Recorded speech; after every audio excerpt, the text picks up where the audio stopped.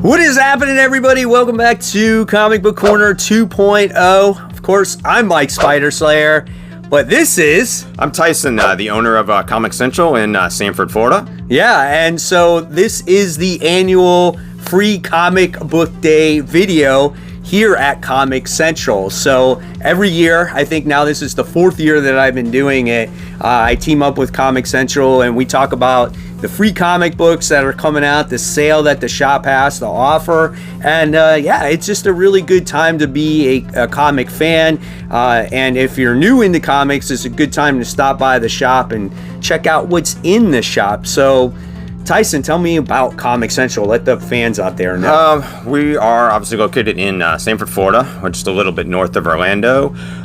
We've been here just shy of 17 years now, which is a long time. I'm not sure how. I feel like it was yesterday in a lot of ways. I know you've been coming probably close to most of those 17 years. Yep. So I think found us on a whim or something. We basically do carry pretty much full-line new comics subscription service. We do Funko Pops, we do magic cards, back issues, statues, collectibles, anything that really basically help keep the door open at this point. Yeah, pretty much everything coming in. So yeah, we change as the market changes and try to do our best that we really can. Yeah. So I guess we've been here 17 years, so we must be maybe doing something right. You're doing something right. That is right. So hopefully. So yeah, but obviously, as you know, like I talk about Comic Central every single week, so I appreciate. I know you guys that watch my channel know who they are by now. But yeah, free comic book day. So before we get into talking about some of the comic books, we got a little bit of a hot topic to talk about as well. Along with that, why don't you tell us about the sale that you guys are having for one thing we always do on Free Comic Book Day is we basically have a 20% off sale on all of the trade paperbacks, graphic novels, hardcovers, manga. That always goes over pretty well. A lot of people kind of wait, throughout the year to do this. It's kind of one of probably really only 2, maybe 3 specific sales that we do that are pretty much more store-wide. We also do mystery boxes. We build these mystery boxes out, mix of Funko, graphic novels, comics, pins, buttons, posters, various things. When we sell those, usually there's a good crowd that kind of waits annually for those. Yeah. So that's kind of the 2 things we really do as a sale each year for Free Comic Book Day, and it's kind of it's very well received usually, and a lot of people kind of look forward to it. So yeah. Kind of an exciting event. I always like to check out when I can those mystery boxes, but by the time I get here, most of the time they're always gone because I gotta teach tennis in the morning on Saturday morning. So I made a bunch. I worked and I made a good number of them again this year. So and I was the sole maker of them. And usually someone else gets to help, and I made them all. So nice. That was that's not usually not my most favorite thing to do. But once I get rolling on them, you're like, yeah, I'm going. Yeah. That's good. It's a good way to get through some inventory, though. It's more of getting everything together to go in them. Because I start putting it all together, and I'm like, I don't have enough. And then we start going back and finding more, and we do them over in our warehouse. So a lot of the stuff, some of the stuff that's in them's not been in the store recently, and sometimes you find some gems in it too. It's really? That's going in there. That's going in there. So that's awesome. So I want to ask, so since you've had this shop, you've seen kind of the ups and downs and everything, through the shop, and you've seen the trends go up and down. What do you think is probably, you would say, like, the biggest seller right now in your shop, since you sell so much stuff? Is it still pop figures, or is it still the comics? Comics definitely are outselling pops. Sadly, the Funko Pop thing has slowed. Has it? Considerably.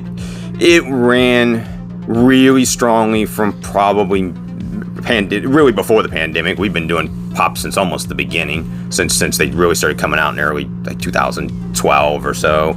But we've seen them slow down quite a bit. There's only so many Mickey Mouse pops you need, So So you come a point when there's 50 or 500 Mickey Mouses, you're good.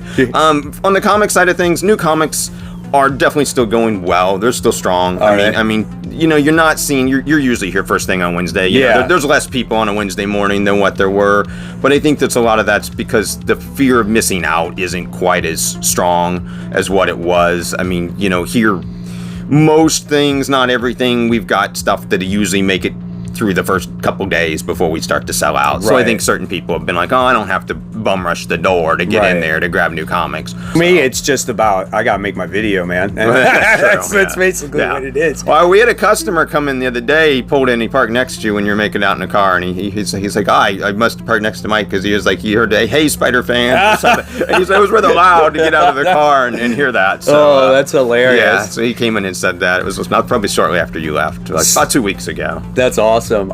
So one thing, so I gotta ask this question though. So we got these. We obviously have our independent comics, which I think have been doing pretty good with the like Ghost Machine and Energon Universe, stuff like that. But then you got Marvel and DC, and I feel like DC has made a shift lately for the better. Is DC in your store outselling Marvel right now, or is Marvel still outselling DC? I would say if you really broke it down by units, Marvel probably still selling more units overall, but they're publishing more titles. Correct, right. And so I think that's really where you're getting at with the unit sales still being higher. I haven't looked at a sales chart recently. Couldn't tell you if it's out there. The information's out there, but DC has some very strong titles, but DC also has some titles that you would think would be selling well, and in this store they just don't sell. Gotcha. So it's more that Absolute Superman has trumped Action Comics by 20 to 1 or something like that. It's a good story. I'm not gonna lie. It's really good.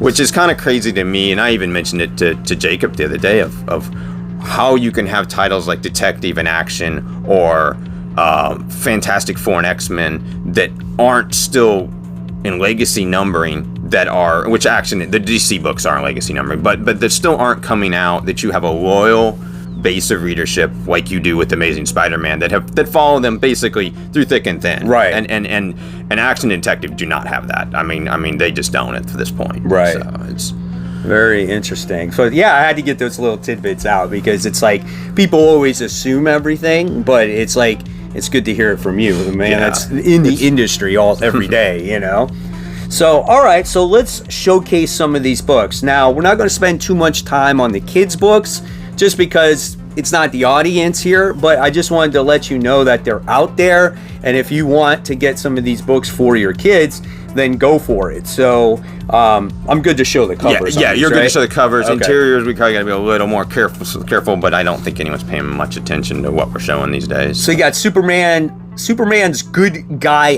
Gang. So you got that one. What is this one? I think that's Kangaroo. Kangaroo. It might be like, I figured it was something to do with Harley, but no, it's Wonder Woman. I believe both of those are going to be young ages, middle grade graphic novels coming out from DC this summer. Oh, okay. So they're kind of preludes to both of those. Gotcha. And then if you're like a 90s kid, right, you got some Tamagotchi Paradise. So, you can introduce the Tamagotchis to your kids right there. It's an interesting one. So that one was not originally on the list of free comic book day titles. That was kind of a late addition, thanks to Diamond Comic Distributors. Oh, okay. And then you got a Transformers book here for a younger audience. This is Transformers Worst Bot Ever. So there's that. So if you want to introduce your kids to Transformers in a little bit more of a lighter way, I would assume that this would be the comic book. I think, if I'm not mistaken, same thing. I think it's a graphic novel coming out this summer, if I'm not mistaken. Gotcha. Or a one shot that's going to be, like a $4.99 one shot or something on those lines. It's first appearance of Ballpoint. First appearance. It's a ballpoint pen. Yeah. It's simple to transform. Yeah, right. And then we have Creaky Acres. So you got this one here, which I don't know. This looks like it would be like a kid's middle grade graphic novel coming out this summer as well. Or actually, I think it may release the week after Free Comic Book Day, if I'm not mistaken. Oh, okay. Yeah. And then you got Dr. Seuss graphic novels. So obviously we all know Dr. Seuss, right? So this might be something really good for the kids here. Yeah. So there's that. And then we got Iron Man and his awesome friends, alongside with Marvel's Spidey and his amazing friends.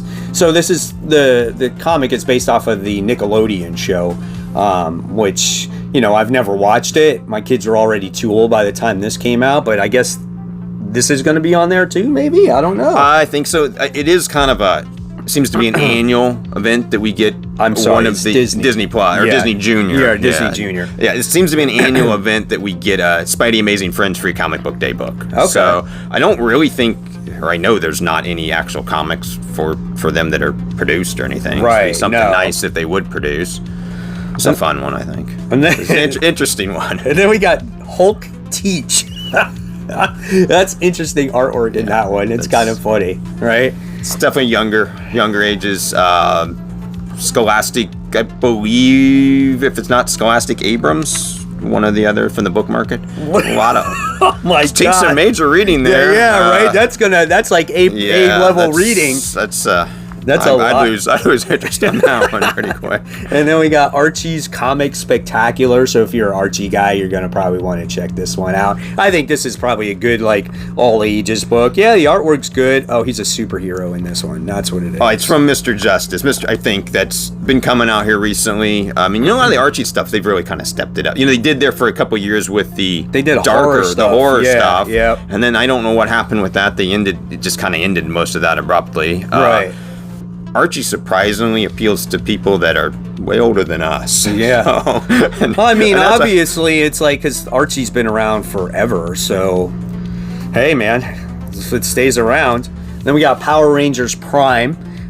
So if you guys have been reading Power Rangers Prime, that's been out for a while.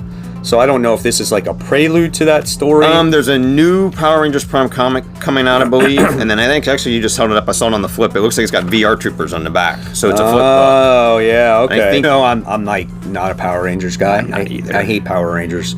I hate them. I watched them as a kid, and you and I are pretty close in age. Yeah. So I always, when I first saw that, and I always tell I was like making out with my girlfriend at her house, and Power Rangers came on, and I like stopped, and then I was like, I looked at the TV for the first time ever. I saw them. I'm like, what the heck is this? I'm like, this is a Voltron ripoff. I know it's not. Everyone tells me, Mike, Voltron came out after the fact or whatever, and Power Rangers or whatever, Sentai or whatever it is before that. I'm like, I know, but in my mind, it was a ripoff of Voltron. I'd say that's an argument. I'd say someone will argue with you on the Voltron versus Power Rangers. There's more Power Rangers fans than Voltron fans. I know that. Easily. I know that. It's just our generation. Yeah, I do. I mean, I remember watching Voltron religiously.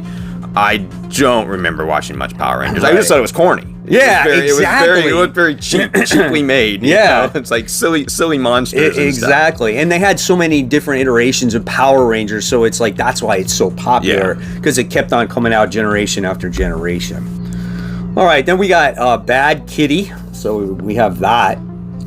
Don't know what that's about, but hey.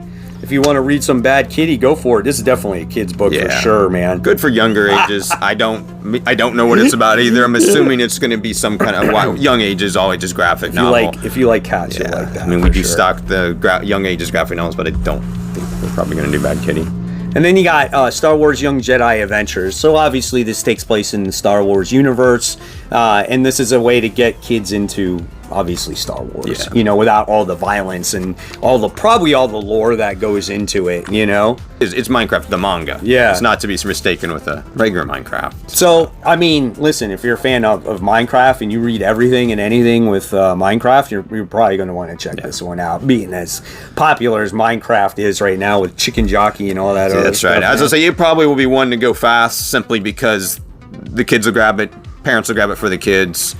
People just recognize Minecraft. Yeah, the movie's been so successful. So we can get into a little bit of a hot topic. It's not meant to be negative or anything like that, but this is a true concern. So, being that Diamond is no longer around, could this be the last free comic book day that we know of, right? I mean, we could have it in the future, but it could be changed in a way. Right. So maybe there's something you want to elaborate on that.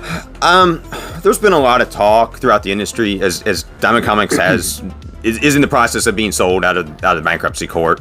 That the new owners, which is a media distribution company, may not continue Free Comic Book Day the way as we know it. No one's come out and said anything specifics on it because the deal isn't inked yet. The sale hasn't closed, which is all very corporate. But there's a little talk that the Alliance Distribution, which is buying Diamond Comic Distributors, may make some modifications to it. And one thing is we may not see as much free stuff, which is sad because the day really is Free Comic Book Day. It's really was designed by Joe Field, I think, in Northern California. He kind of came up with it and pitched it and built it. That was 25-ish years ago, between 20 and 25, and really wanted to do it for growth of the comic industry, finding new readership, and hoping to increase comic sales and put them in more hands and put it in more households. Right. Obviously, we've had mega multi-billion-dollar movies and things like that. Comic books are pretty widely accepted at this point. Yeah, they're pretty mainstream. Pretty much knows about them. But Alliance does record distribution, video game distribution. They work with independent record stores, and I'm assuming there's some bigger record store chains still, few and far between. I'm sure they're out there, on Record Store Day. And we've talked a little bit about making Free Comic Book Day, and this is only rumors, that a little bit more like Record Store Day, where we may see more exclusive merchandise for sale and things that are more on the collector side than we are seeing on just a free-for-all, essentially, of free comics. I think the free comics will still be there because the publishers still use them to promote, material that's coming out. I think independent stores will still do things like us. I mean, no shortage of overstock that we can hand out for free if the Free Comic Book Day should change and everyone held an annual date.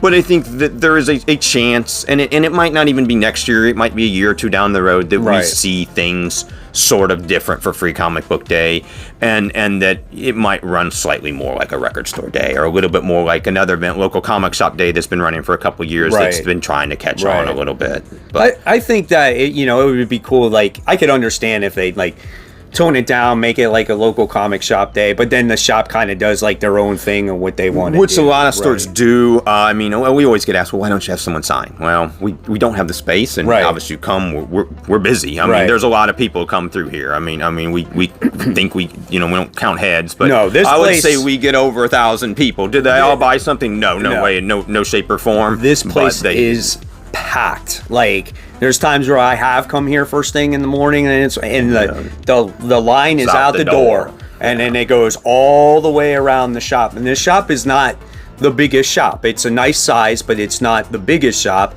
and it wraps all the way around. And with people looking around and then trying to get the free comics, it's crowded. It's pretty crowded. And we're trying to get, if you don't want to buy something, which we don't, we'd love for you to buy something, but if you don't want to, not a problem.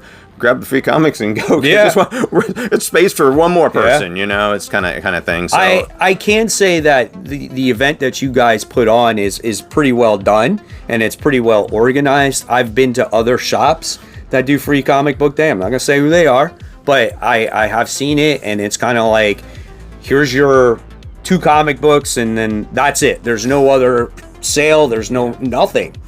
We try. I mean, we'll try to keep it organized. I think more than anything, it's like dumb luck. We found something that worked a number of years ago, and we've just kind of kept doing it without because space limitations have just not allowed us to do much different other than let them line up going down one side, get the free comics in the middle, and line up either head back out the door or get in line to check out if you want to buy something. So I mean, the one thing is it's really busy early. Obviously we expand the hours for to try to facilitate as many people as possible.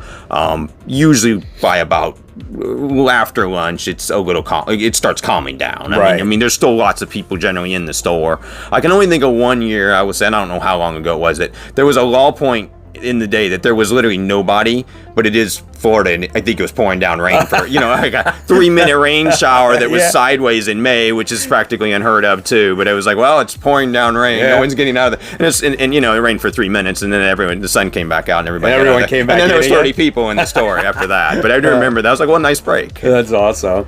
Well, so I mean, it could change. So next year it could be different, or maybe next year it could be the same, but there are probably definitely going to be changes in it, so we'll see. It's forthcoming. I mean, we have seen where Diamond was trying to produce some exclusive toys and stuff like that, but what happened with that was a lot of the stuff was released before Free Comic Book Day, and they didn't really put any specifics on shops, so everyone kind of just sold the stuff. I mean, so it would be nice to see some actual comics that are exclusive to the day and being different than some of the stuff that's coming out. Gotcha. That's what All right, so let's get into the premiere free comic book day. your way. Yeah.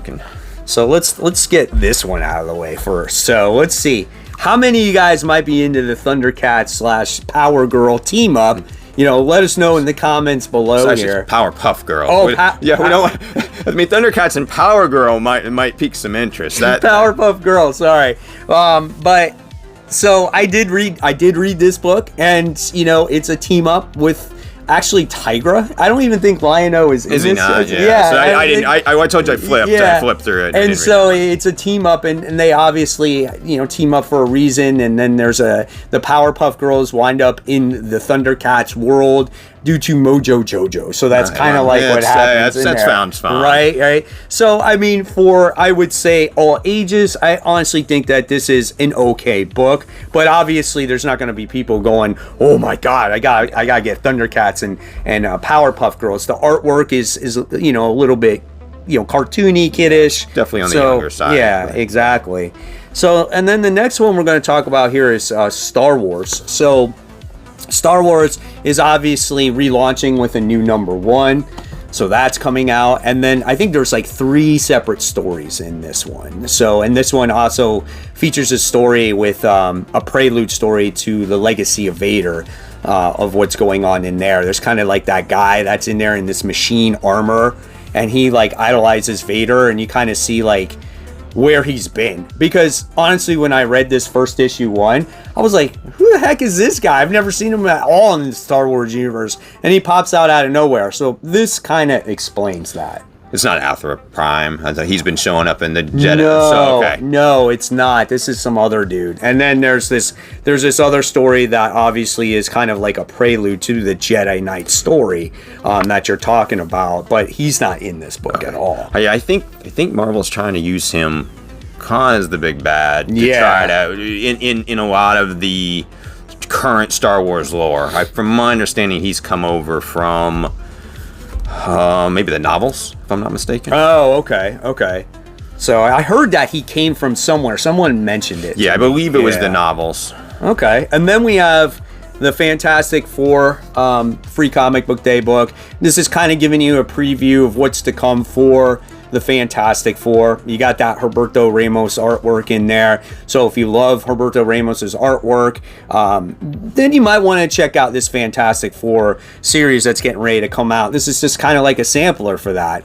Ryan North is the one that's still currently reading it or writing it. So yeah, I mean, that's what you can expect. It's not like a very much in-depth story, but it just gives you an idea of what the story is about. And then you have an X-Men story in here, where it's giving you a little feature of that giant size. Yeah, giant size X-Men a series of one-shots coming out this summer.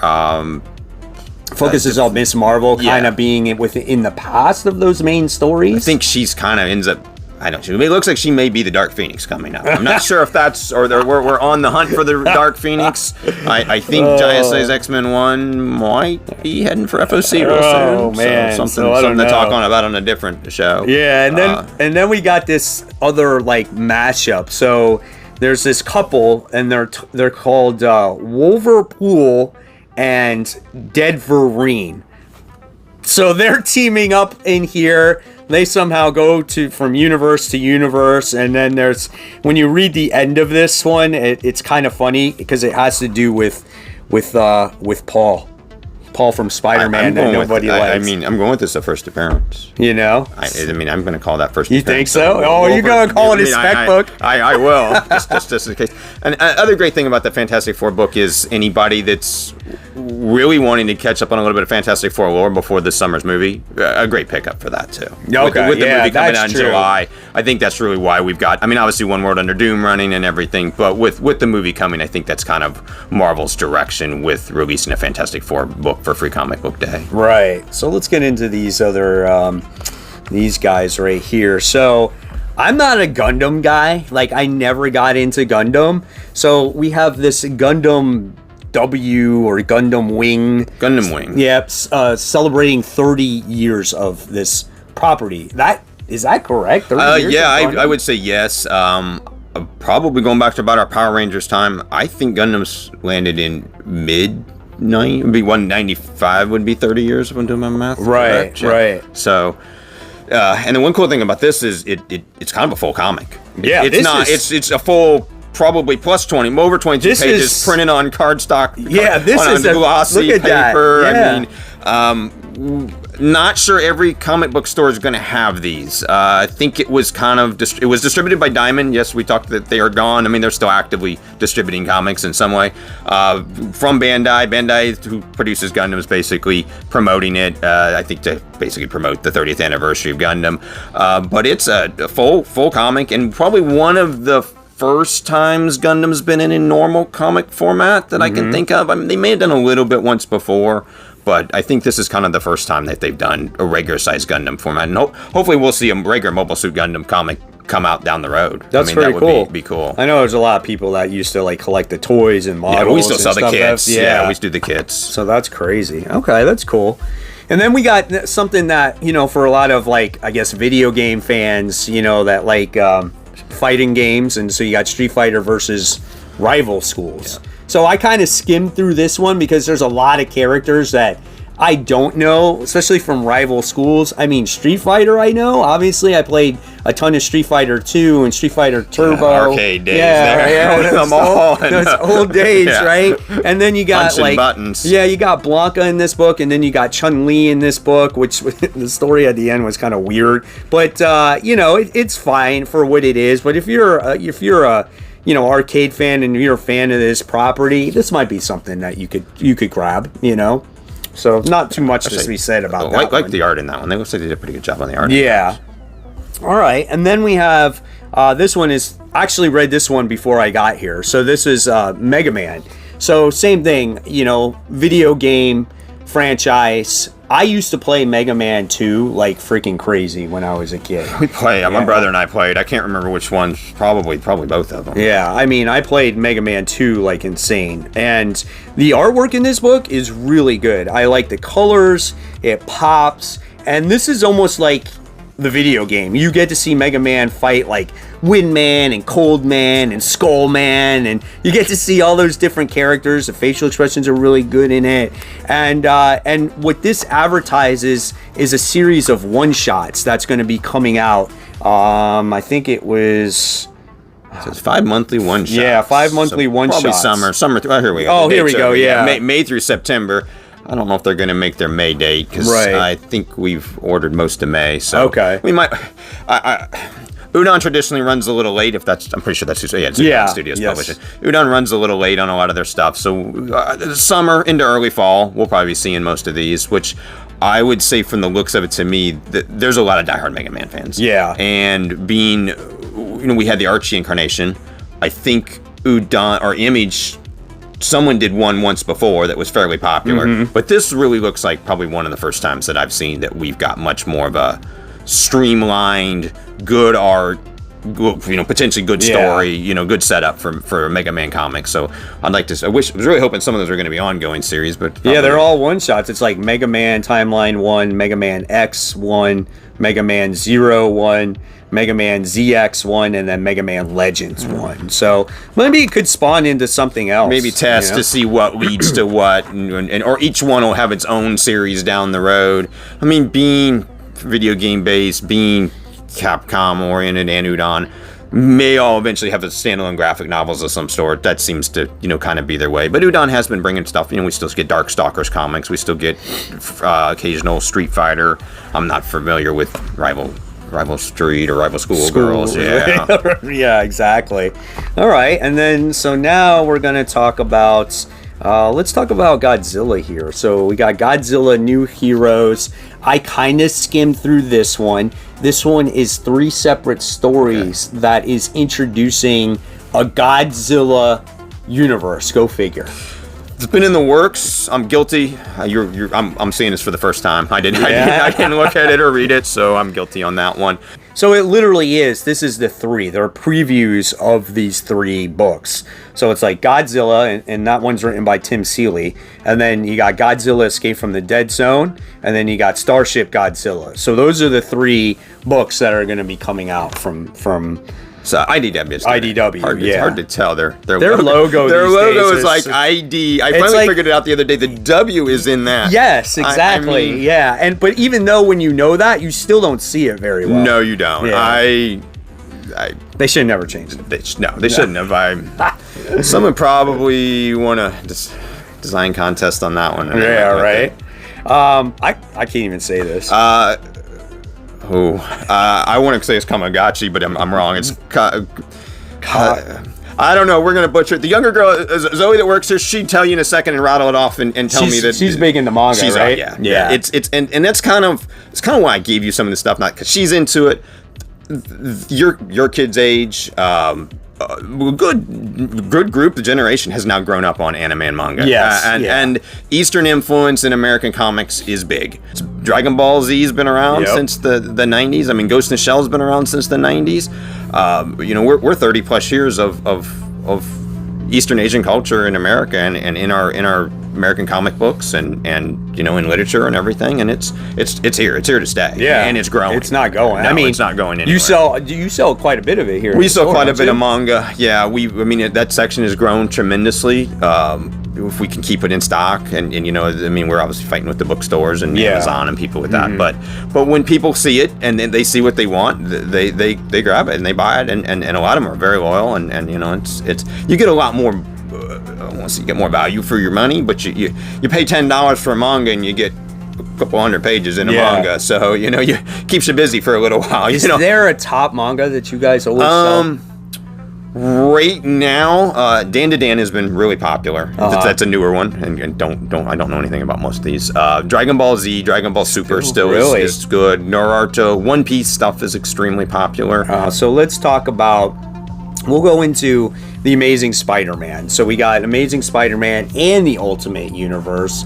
So this I read. This one kind of ties into the new Amazing Spider-Man run. The art is done by John Romita Jr. I know it's not everybody's favorite artist, but this ties into the Norman Osborn story. So if you read issue 1, Norman Osborn was almost assassinated by somebody. Then the person that was in the hospital here, he's in the hospital bed, and you get to see someone going after him, and then Spider-Man tries to stop him. So there's a story going on there with Norman Osborn that's, I think, much more in depth, right? Yeah, I hope so. I mean, I know you struggled through the last Spider-Man run, I think. Yeah, that was a tough run.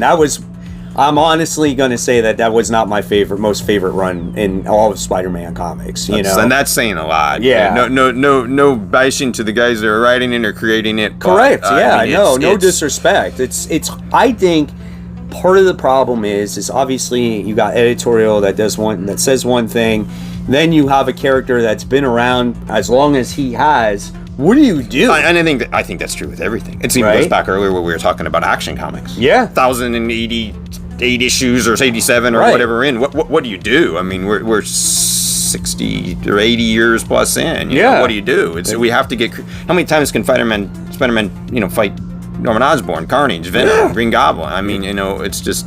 But I mean, I hope the new story, this new arc, goes in a different direction because Spider-Man still is Marvel's top-selling character. Absolutely, he's still the favorite. Hands down. X-Men once were, but there's too much X. So. Right, yeah.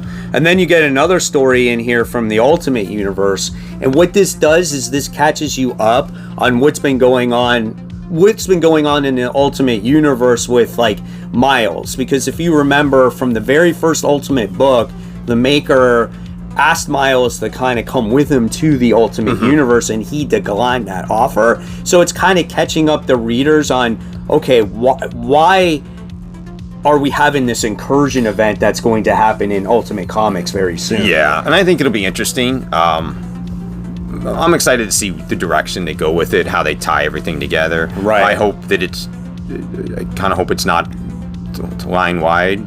hope it's self-contained. I mean, I just want to read a self-contained story more than. I'm curious, like, are they going to go back to where they destroy the Ultimate Universe again? It'd be interesting to see if that is the direction, or if this is all. We have to get to a different timeline in that. We're in a different, section of that universe. So, because I think there was some discussion in there where the times had changed and the different the flashbacks to different points and different things that have happened. But yeah, definitely bringing Miles into that, showing where he's been. I mean, I'd actually say overall we really haven't seen, for the success of the Ultimate Universe, we haven't seen an explosion of titles out of it. Right. I mean, we got Ultimate Wolverine, which is now, I think it's a miniseries. I think it's wrapping up. It might Ultimate Wolverine. I think it was ongoing. It might be. I might be wrong on that. Right. I read a couple of them, but I'm not current. I think number 5 is. Because we just got the most recent issue that came out this week. And I think it's really interesting that they're going this direction to do this. Kind of almost like we had, or about. Earlier, or late last year, early this year, we had the Ultimate Year in 1 year later. This is almost kind of like Ultimate Year in 1.5. Yeah, year and a half in. It's kind of like this is what you're going to see for the remainder of 2025. I just don't want them to dilute it with all this nonsense. You know? And I'm in the same boat. And I think Marvel's got. I think they got this one. I think they realize they've got a good thing on their hands, and I think that they're not going to water it down. Okay. That's my opinion of it. Right. We'll see. Hopeful. Yeah, we'll see what happens. I want to see some really good. We're seeing some decent stuff from Marvel. Not everything by any means, but the Ultimate Universe is really held strong, and Ultimate Spider-Man is Ultimate Spider-Man. I mean, there's almost not a day that goes by that someone doesn't come in to at least inquire about the Ultimate Spider-Man Volume 1 graphic novel. So it's obviously reaching out, and people are interested in jumping on. I don't say we sell one every day by any means, but someone at least shows an interest in it, or something that's happened with the either Ultimate Universe or the Absolute Universe, which is extremely important in the comic industry, at least talking from a retailer standpoint. That it's either lapsed readers or new readers that are coming back. So and I'm eagerly anticipating the Absolute graphic novels this fall, because at least that's going to give people something to hold in their hands to actually own everything, and affordably too. That's good. I mean, I'm glad it's been selling well here, but yeah, Ultimate Spider-Man's been awesome. All right, so now we're going to go into what I want to say DC's having probably a banner year, and this is the All-In 2025 Special Edition Issue 1. So what this offers, and it's kind of a flip book as well, this one offers a story or an introduction to Superman Unlimited that is written by Dan Slott. Let's get rid of that. It's written by Dan Slott here. So I thought, looking at this for the first time, I thought the artwork is kind of a little, it's all right. It's not probably the best Superman artwork I've ever seen, but the story itself kind of shows Superman, in his day-to-day life. But by the time you wind up getting to the end of this little preview, something really bad happens to Superman here. That's cool. Yeah. So I mean, I was like, oh dang, okay. So, and it just says to be continued in Superman Unlimited Issue 1. So yeah, I mean, it looks cool. We'll see what Dan Slott does with Superman. I'm not gonna lie, I liked Dan Slott on Spider-Man books. I've read some of the other stuff that he's written, and I haven't been too keen on it. So we'll see what he does here with Superman. He's got his things in his place. I think he did that FF run. I think that was somewhat well received. It is going to be. I don't think Dan Slott's done a lot of DC. No, I don't. I think he's been Marvel, because he's really. I think he may have had a contract with Marvel for many years. I think you're right. I think maybe you're right. So I'm interested to see what he does. It's kind of like almost maybe in some ways a starting over for him, and new characters, new things to play with, hopefully for the positive to play with, but. And then we got the other side of it, where it's kind of like a reintroduction to the All-In or the Absolute Universe for the DC characters, like Absolute Wonder Woman, Absolute Batman. Kind of gives you a brief description of what they are, but you're going to want to read this, because at the end we have a particular villain that showcases himself, and he's trying to put all the pieces together, and this makes it for a much more broader scale. Like, things are gonna, I think, come together here when it comes to All-In and that Absolute Universe. So it was actually a really, really cool book. So I would pick that one up. I would think that's obviously a top tier book. Yeah, that's anything Absolute, and we kind of were talking with the Ultimate Universe like 1 year in. That's probably kind of about where that is. It's an Absolute Universe almost 1 year in, right? Or, prelude to. It's been good, man. Like every single book from Absolute Universe has been selling. Yes, I think pretty well on your end. I would think. All this has sold great, phenomenal. Honestly, I mean, blew my mind away with how well they've all done. And a lot of people. If you've slept on Martian Manhunter, don't sleep on that. I mean, that book is crazy, man. It's a lot of people don't like. Oh, I don't like the character. Doesn't matter. You don't have to. Read the book. It's not the character at all. It's oh my god, it's crazy. And then we have this one. I think Mark Spears. We have Mark Spears Monsters. This book, I read this one. This is a full story, guys. So when you come to the shop.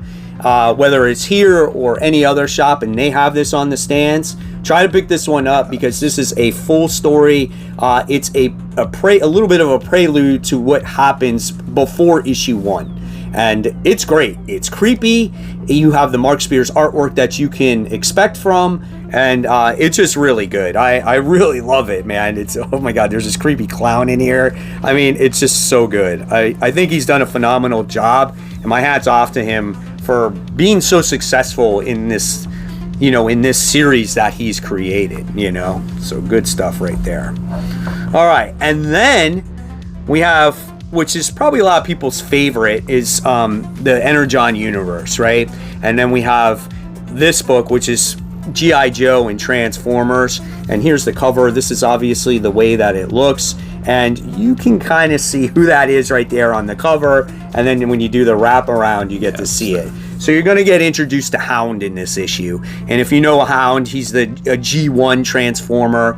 And it's a fun story with him and Clutch in it. And I really enjoyed it. It was a good time. And if you're a Transformer guy, you're going to really love this book. And this is something that it's been so special to me, I would think, since Transformers has actually come out, is this book in general. So when Daniel Warren Johnson leaves this book, I don't know what to expect. I don't either. I think it might actually go on a hiatus for a while. Yeah, I mean, well, the in-shop conversation is that maybe Robert Kirkman will take it over. I've heard that too.